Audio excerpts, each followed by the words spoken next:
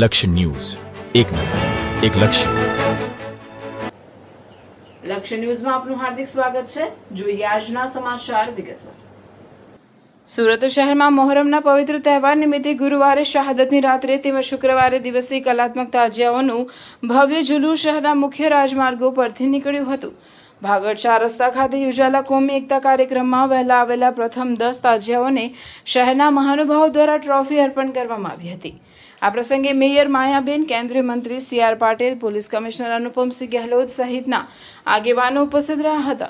સુરત શહેર તાજિયા કમિટીના પ્રમુખ અસદ કલ્યાણી અને તેમની મોહરમ દરમિયાન સુરત શહેર પોલીસ દ્વારા કાયદો અને વ્યવસ્થા, ટ્રાફિક નિયંત્રણ અને શાંતિપૂર્ણ માહોલ જાળવવા માટે પ્રશંસનીય કામગીરી કરવામાં આવી હતી.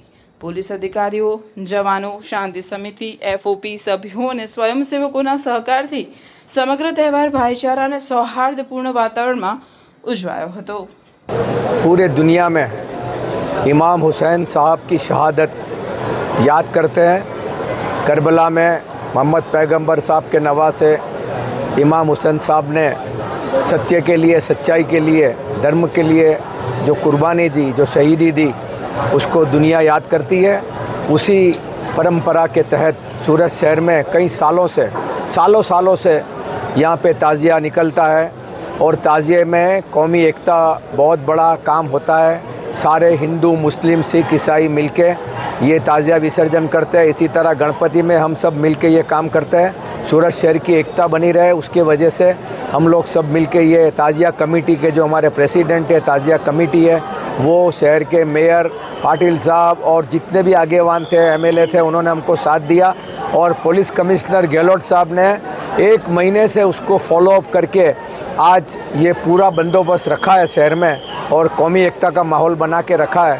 इसके लिए मैं उनका धन्यवाद करता हूँ और एक अपील करता हूँ कि जो ये मोहब्बत, जो प्यार शहर में है, वो प्यार चलता रहे और अच्छी तरह से ये फेस्टिवल हो, ताज़िया विसर्जन हो. और उसके 1-1.5 महीने के बाद गणपति विसर्जन की तैयारी हो रही है. उसमें भी हम सब मिलके कंधे से कंधा मिला के काम करें.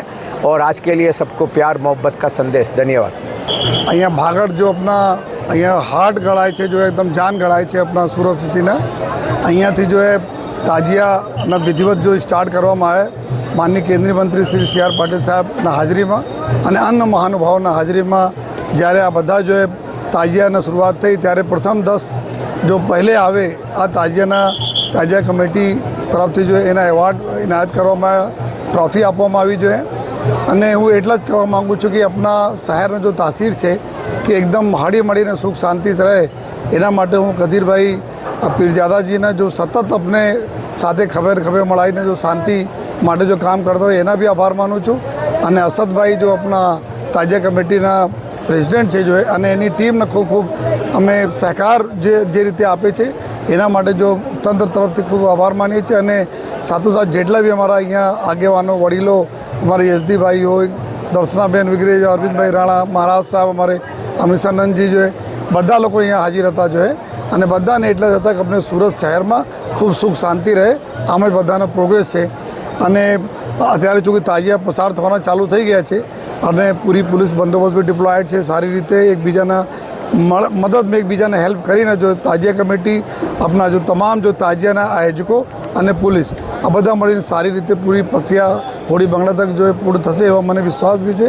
સાથોસાથ જો આજે no drugs in Surat city હેઠળ જો આપણા યાસીર મિર્જાજી અને પૂરી ટીમ જો છે એના બી અહીંયા જો તાજિયા જેટલા બી નીકળે છે એના સાથે એક એના જો હોલ્ડિંગ બી આપે છે, એના જો પ્લે કાર્ડ આપે છે, એના માટે બી આ એક કટિબદ્ધતા દર્શાવે છે કે ભાઈ અમે બધા લોકો મળીને આ દૂષણથી બી આજના શુભ દિવસે જો એવા બી બધા લોકો પ્રણ કરે છે કે આ દૂષણથી બી અમે લોકો સુરતને મુક્ત કરાવી છે.